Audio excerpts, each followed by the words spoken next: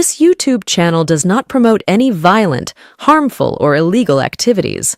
All content provided by this channel is meant for an educational purpose only.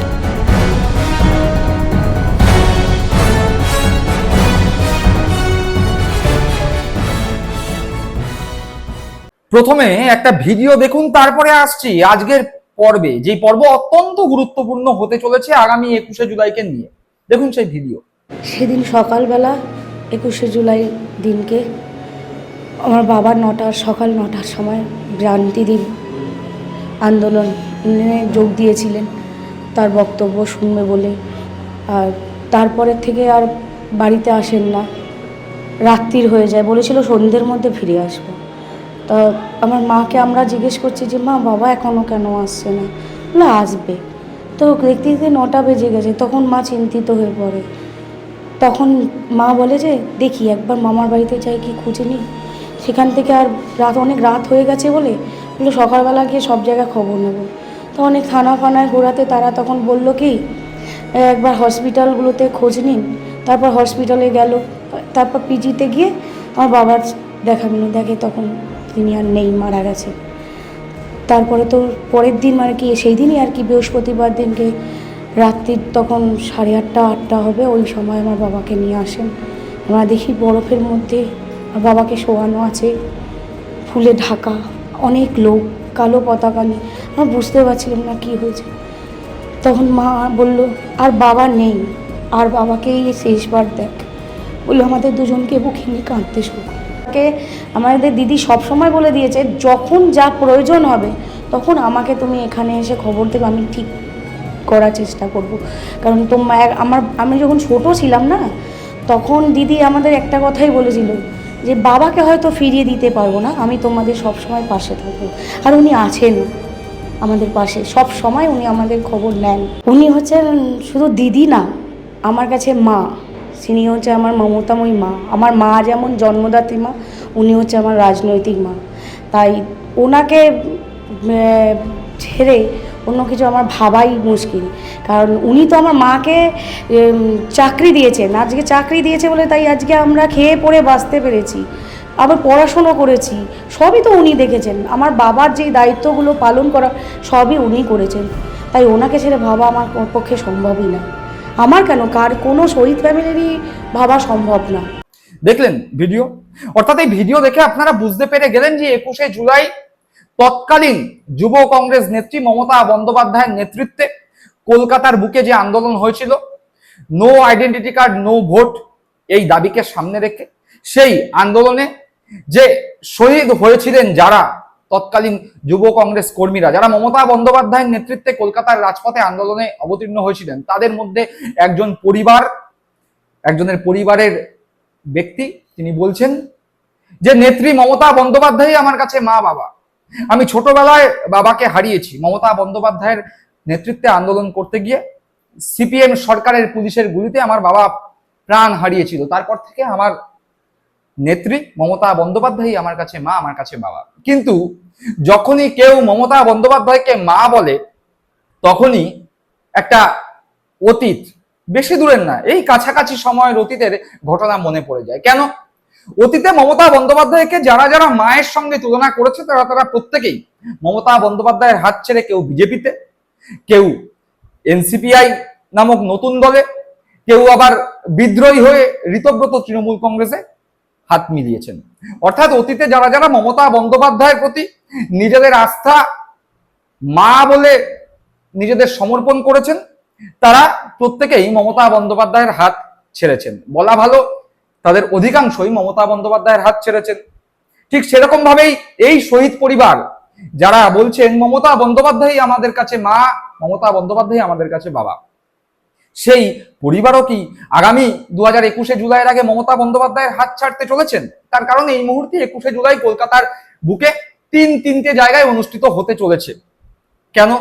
Trinamool Congress অর্থাৎ কালীঘাট তৃণমূল কংগ্রেস, মমতা বন্দ্যোপাধ্যায়ের তৃণমূল কংগ্রেস ইতিমধ্যেই ধর্মতলায় প্রতি বছর যেখানে 21শে জুলাইয়ের সভা হয়, সেই স্থানে মিটিং করবার অনুমতি চেয়ে কলকাতা পুলিশের দ্বারস্থ হয়েছে।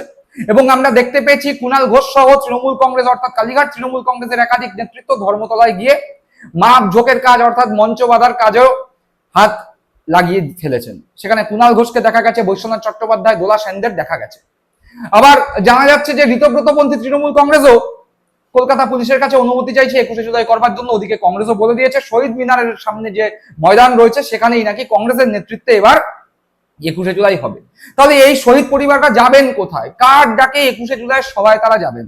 এই মুহূর্তে প্রশ্ন।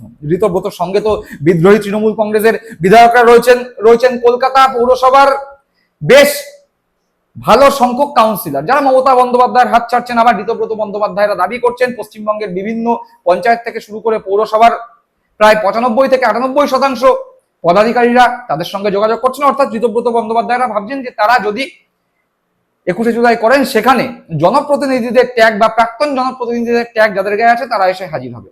আবার কংগ্রেস ভাবছে যে এবার বিধান ভবন থেকে বেরিয়ে শহীদ মিনারের সামনে 21শে জুলাই করবে, সুতরাং সেখানে কংগ্রেস কর্মীরা হাজির হবে। আর তৃণমূল কংগ্রেস, মমতা তৃণমূল কংগ্রেস, কালীঘাট তৃণমূল কংগ্রেস প্রতিবারের ন্যায় এবারেও ধর্মতলাতেই 21শে জুলাই করার ডাক দিয়ে ফেলেছে।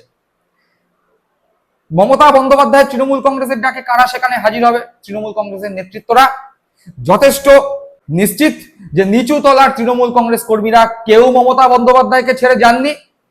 অন্যান্য বারের মতো বিপুল সংখ্যক জনগণের উপস্থিতি না দেখা গেলেও অন্তত পক্ষে মমতা বন্দ্যোপাধ্যায়ের নেতৃত্বে যে 21শে জুলাই হবে সেই 21শে জুলাইয়েই তৃণমূল কংগ্রেসের নিচু তলার নেতা কর্মীরা হাজির হবেন। অন্যান্য 21শে জুলাইয়ের থেকে তৃণমূল কংগ্রেস, মমতা বন্দ্যোপাধ্যায়ের তৃণমূল কংগ্রেসের নেতৃত্বে যে 21শে জুলাই হবে সেই 21শে জুলাইয়েই বেশি লোক সমাগম হবে। এই সম্পর্কে কুণাল ঘোষ রীতিমতো কটাক্ষ করেছেন ঋতব্রত বন্দ্যোপাধ্যায়দের। একই সঙ্গে কংগ্রেসকেও নাম না করে বার্তা দিয়েছেন। তিনি বলেছেন যে 21শে জুলাই নিয়ে যারা বড় বড় কথা বলছে তারা জানে 21শে জুলাই কি হয়েছিল। 21শে জুলাইটা মমতা বন্দ্যোপাধ্যায়ের নেতৃত্বে হয়েছিল। মমতা বন্দ্যোপাধ্যায় নিজে সেদিন নিগৃহীত হয়েছিলেন, মার খেয়েছিলেন। শহীদ হয়েছিল যুব কংগ্রেসের যারা সদস্যরা সেদিন রাস্তায় নেমেছিল। কেন ধর্মতলাতেই মমতা বন্দ্যোপাধ্যায়ের নেতৃত্বে 21শে জুলাই হবে তার কারণও সুস্পষ্টভাবে কুণাল ঘোষ, দোলা সেনরা বলে দিয়েছেন। এবং সব থেকে বড় কথা, কবে দাঁড়িয়ে মমতা বন্দ্যোপাধ্যায় 21শে জুলাই প্রতি বছর তিনি করবেন সেই প্রসঙ্গ উঠে এসছে তাদের বক্তব্যে। একবার তাদের বক্তব্য শুনবো। মমতা বন্দ্যোপাধ্যায়কে পুলিশ সেদিন অচৈতন্য অবস্থায় তুলে নিয়ে যাচ্ছিল। আমি আমার তৎকালীন অফিসের গাড়িতে, পুলিশের গাড়ি থেকে মমতাদিকে বার করে প্রথমে মেয়র রোড, তারপর এসএসকেএম, তারপর উডল্যান্ডসে ভর্তি করে তারপর বাড়ি যাই। কারা বলছে 21শে জুলাই নিয়ে? মমতা বন্দ্যোপাধ্যায়ের নেতৃত্বে আন্দোলন হয়েছিল। কারা বলছে এই কথাগুলো? এবং তারপর থেকে প্রত্যেক বছর এই দিনটি শহীদ তর্পণ মমতা বন্দ্যোপাধ্যায় করে থাকেন। এটা যে কোনো নেত্রী, রাজনীতিতে এটা একটা নজির যে এইভাবে শহীদ পরিবারদের শ্রদ্ধা জানিয়ে, শহীদদের শ্রদ্ধা জানিয়ে, শহীদ পরিবারদের সম্মান দিয়ে যা হয়ে থাকে। এবার বলবেন কেন ধর্মতলা? তার কারণ এই জায়গাটা ঘিরেই তো গন্ডগোলটা হয়েছে, এই মোড়েই তো ডেড বডি পড়েছে। ফলে যে ঘটনাস্থল এই যাবৎকালে সব থেকে বড় গণহত্যা কলকাতার উপর, যেখানে ডেড বডি পড়েছিল, তো সেইখানেই শহীদ তর্পণ হয়। আপনি যোগা দিবসের জন্য 7 দিন রেড রোড বন্ধ রাখতে পারেন, আর কলকাতা সাম্প্রতিককালের সবচেয়ে বড় গণহত্যার শহীদ তর্পণের জন্য একদিনের জন্য, এক বেলার জন্য আপনি দেবেন না, পারমিশন দেবেন না? এটা হতে পারে নাকি কখনো? আর এটার আরেকটা খুব গুরুত্বপূর্ণ তাৎপর্য, কুণালদার সঙ্গে একটা শুধু শব্দ আমি অ্যাড করব। কুণালদা যে ভর্তির কথা বললেন হসপিটালে, সেইখান থেকে ছাড়া পেতে নেত্রীর 1 মাস লেগেছিল।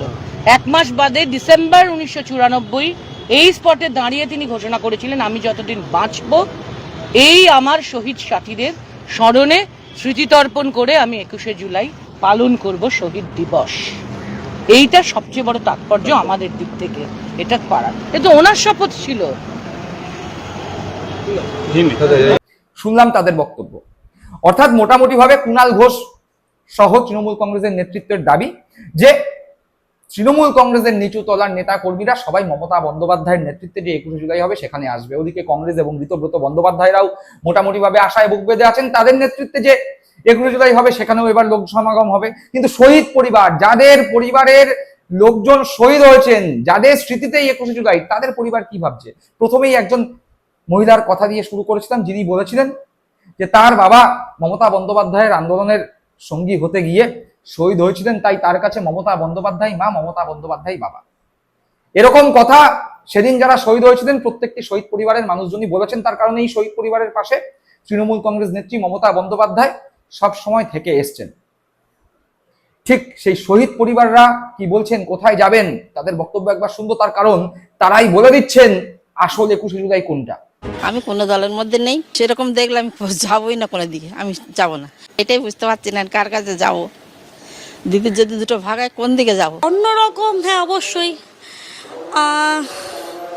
কি বলবো, যে যার স্বার্থ নিয়ে কেটে পড়েছে অ্যাকচুয়ালি। বা কাদের অনুষ্ঠানে যাবেন, কোথায় যাবেন, কিছু সেটা আমি এখন বলা যাচ্ছে না।